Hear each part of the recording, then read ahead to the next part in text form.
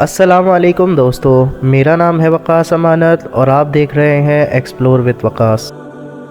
انسان کا اس دنیا میں آنا بالکل ایک مسافر کی طرح ہے۔ وہ مسافر جو کہ دنیا کی ایک چھوٹی سی زندگی کے سفر پر ہے، اسے اپنا مقصد اور منزل سمجھا کر آزاد چھوڑ دیا گیا ہے کہ چاہے تو اس راستے کو فالو کرے یا چاہے تو اس سے بھٹک جائے، لیکن دونوں صورتوں میں اس کی منزل ایک ہی ہے اور وہ ہے موت، اور اس کے بعد ہمیشہ کی زندگی جہاں اسے کبھی موت نہیں آنی، اور اس کے اعمال کی بنیاد پر اس کے لیے جنت اور جہنم کا فیصلہ ہوگا۔ اگر اس شخص کی نیکیاں اس کے گناہوں سے زیادہ ہوں گی، چاہے ایک نیکی بھی اس کے تمام باقی گناہوں سے زیادہ ہو، تو وہ جنت کا حقدار ہوگا، جیسا کہ اللہ کا وعدہ ہے۔ ایسی جنت جہاں اس کی ہر وہ خواہش بھی پوری ہوگی جسے وہ دنیا کے اندر چاہتا تھا، لیکن اللہ کے حکم کی وجہ سے اس نے خود کو دنیا کی اس لذتوں سے روکے رکھا۔ اسی طرح اس کے الٹ اگر کسی شخص کا ایک گناہ اس کی تمام باقی نیکیوں سے زیادہ ہو گیا تو اسے ایک ایسی ذلت ناک اور دردناک جہنم کا عذاب دیا جائے گا جس کا انسانی ذہن تصور تک نہیں کر سکتا، اور یہ لوگ ہمیشہ اسی عذاب میں مبتلا رہیں گے، انہیں کبھی بھی موت نہیں آئے گی۔ میدان محشر میں جب لوگوں کے اعمال ناموں کو سامنے لایا جائے گا تو ان دو لوگوں کے علاوہ ایک کیٹیگری ایسے لوگوں کی ہوگی جو ان دونوں کے درمیان کی حالت میں اٹک جائیں گے۔ اب ان کی نیکیاں اور ان کے گناہ بالکل برابر ہیں، ان کی ایک نیکی بھی زیادہ نہیں ہے کہ یہ جنت میں جا سکے، اور نہ ہی ایک بھی گناہ زیادہ ہے کہ نہ ہی یہ دوزخ میں جا سکے۔ اب ان لوگوں کے ساتھ اللہ کیا معاملہ فرمائے گا، اس کا ذکر قرآن کریم میں سورہ الاعراف کے اندر بیان کرتے ہوئے اللہ پاک فرماتے ہیں کہ ایسے لوگوں کو اصحاب اعراف کہا گیا ہے۔ یہ لوگ کون ہوں گے، انہیں یہاں پر کیوں روکا جائے گا؟ اس کے متعلق بڑے بڑے صحابہ اکرام جن کے اندر عبداللہ بن مسعود، حذیفہ بن یمان اور ابن عباس بھی شامل ہیں، اور آج کے زیادہ تر اسکالرز اس بات پر متفق ہیں کہ یہ وہ لوگ ہوں گے جو نہ جنت میں جا سکیں گے اور نہ ہی جہنم میں۔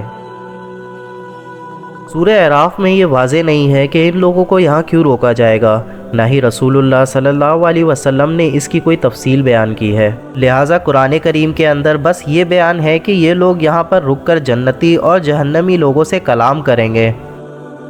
اور قرآن کریم کی سورہ اعراف آیت 46 کے اندر اللہ پاک فرماتے ہیں، جس کا ترجمہ ہے کہ ان دونوں یعنی بہشت اور دوزخ کے درمیان اعراف نام کی ایک دیوار ہوگی،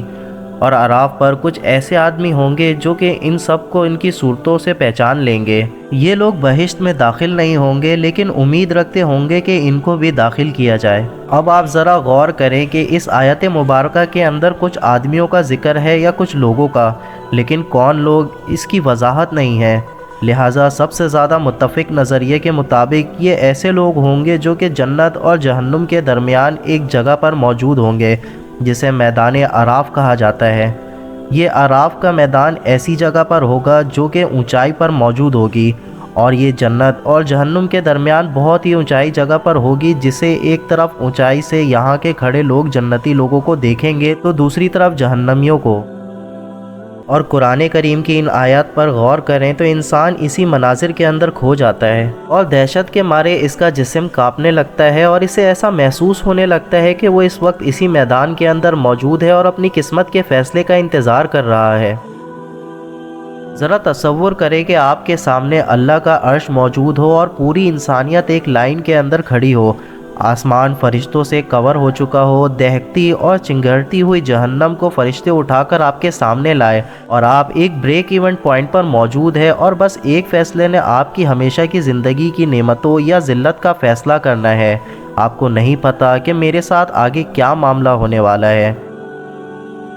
اللہ تعالیٰ سورہ الاعراف کی آیت 44 کے اندر اس منظر کو بیان کرتے ہوئے فرماتے ہیں، جس کا مفہوم ہے کہ اللہ تعالیٰ جنتی اور جہنمی لوگوں کے درمیان پردے کو ختم کر دیں گے، ان کو ایک دوسرے کی آوازیں سنائیں گے، اور جنتی لوگ دوزخی لوگوں کو آواز دے کر کہیں گے کہ ہمارے رب نے ہم سے جو وعدہ کیا تھا وہ ہم نے سچا پا لیا، یعنی ہم نے جنت کو حاصل کر لیا، اور تم نے بھی اللہ کے وعدے کو سچا پا کے دوزخ کو حاصل کر لیا۔ دوزخی لوگ کہیں گے کہ ہاں بالکل ایسا ہی ہے۔ اسی دوران ایک فرشتے کی آواز آئے گی کہ نالت ہو ان دوزخی لوگوں پر جنہوں نے اپنے ہاتھوں سے دوزخ کمائی، یہ وہ لوگ ہیں جو خود بھی اللہ کے راستے سے بھٹک گئے اور لوگوں کو بھی بھٹکا دیا، دین میں صرف خامیاں ہی تلاش کرتے رہے۔ مقام اعراف پر ایسے لوگ ہوں گے جو ان دونوں طرف کی لوگوں کو پہچانتے ہوں گے، کیونکہ یہ لوگ بھی گناہ کرتے رہے ہوں گے اور نیکیاں بھی۔ جنتی لوگوں کے چہرے میدان محشر سے ہی سفید نورانی ہو جائیں گے، جبکہ دوزخی لوگوں کے کالے سیاہ۔ اصحاب اعراف جنتی لوگوں کو سلام کریں گے اور دل کے اندر یہ خواہش کریں گے کہ کاش ہم بھی ان لوگوں کے اندر شامل ہو جائیں، لیکن جب یہ دوزخی لوگوں کی حالات کو دیکھیں گے تو شکر ادا کریں گے کہ بے شک ہمیں جنت ملے نہ ملے، خدا کا شکر ہے کہ ہم اس ذلت ناک جہنم سے بچ گئے، اور دعا کریں گے کہ اے اللہ ہمیں ان ظالم لوگوں میں شامل نہ فرمانا۔ اس کے بعد اعراف کے لوگ دوزخیوں کو طعنہ مار کے کہیں گے کہ کیا تم لوگوں نے دیکھ لیا کہ تمہارا دنیا کا مال و دولت اور تمہارے دعوے کسی کام نہیں آئے؟ الٹا جن لوگوں کے اوپر تم دنیا میں ہنسا کرتے تھے، آج وہی لوگ جنت کے اندر عیش میں ہے۔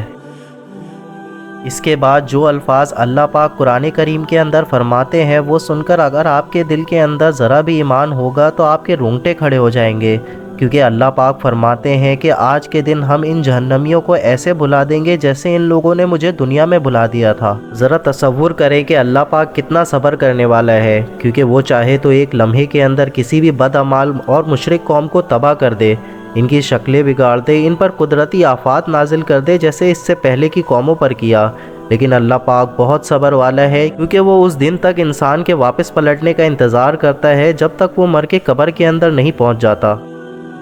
ذرا تصور کرے کہ آپ کا کوئی ملازم یا ورکر آپ کی بار بار ہدایت کے باوجود کہ یہ کام تم نے نہیں کرنا، پھر بھی وہ بار بار ضد کے اندر آ کے وہی کام کرتا ہے جس سے آپ نے اس کو منع کیا تھا، تو آخر آپ کتنے دن تک صبر کریں گے؟ اب اندازہ لگائیں کہ اللہ کتنا صبر کرنے والا ہے۔